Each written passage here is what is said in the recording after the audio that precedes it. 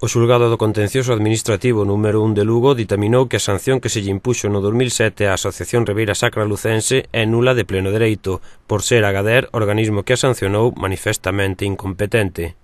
Recordar que Agader, Axencia Galega de Desenvolvemento Rural, dependente daquelas da Consellería de Economía e Facenda, sancionou a Asociación Ribeira Sacra Lucense coa perda perante 2 anos do dereito de obter axudas e subvencións da Administración Pública de Galicia e a perda do dereito de firmar contratos coa propia Administración Pública durante outros 2 anos.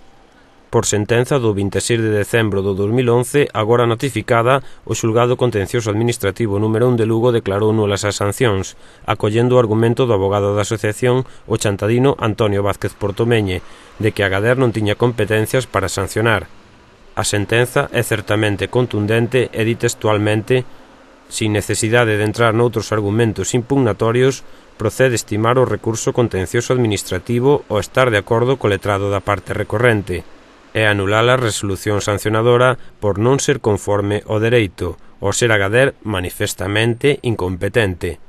Unha sentenza que non é firme e na que cabe contra ela recurso de apelación ante a Sala do Contencioso Administrativo do Tribunal Superior de Xustiza de Galicia.